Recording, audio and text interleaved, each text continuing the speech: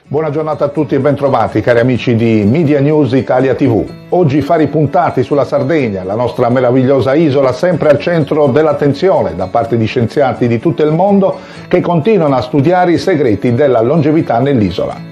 Grazie soprattutto all'Università di Cagliari in collaborazione con la Southampton University e recentemente oggetto di interesse anche da parte di studiosi americani del National Geographic e della prestigiosa TV NBC.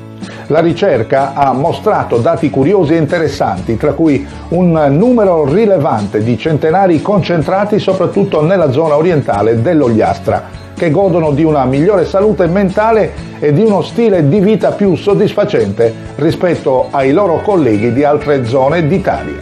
Il merito va anche alle predisposizioni genetiche e all'inclusività dell'anziano all'interno del proprio nucleo familiare. La Sardegna si colloca così all'interno delle cosiddette zone blu, aree dove si riscontrano i maggiori indici di longevità e soddisfazione della qualità della vita. Recentemente il team dell'Ateneo Cagliaritano è stato impegnato in Giappone per una comparazione tra i centenari sardi e gli abitanti dell'isola di Okinawa.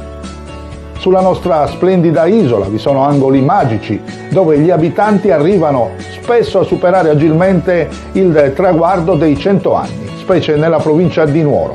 Addirittura nel paesino di Seulo, nella Barbagia, sono stati contati ben 20 centenari tra il 1996 e il 2016, confermandosi così il paese più longevo al mondo. A livello antropologico, qui entrano in gioco elementi essenziali tipici, come il valore del ruolo sociale, il senso di comunità, la consapevolezza del senso della vita, non dimenticando l'attività fisica quotidiana e certamente il ruolo fondamentale dell'alimentazione, con la dieta sardo-mediterranea, naturalmente punto di forza. Ringraziandovi per la cortese attenzione, colgo l'occasione per salutarvi dalla redazione di Media News Italia TV, augurando a tutti voi la più cordiale buona serata.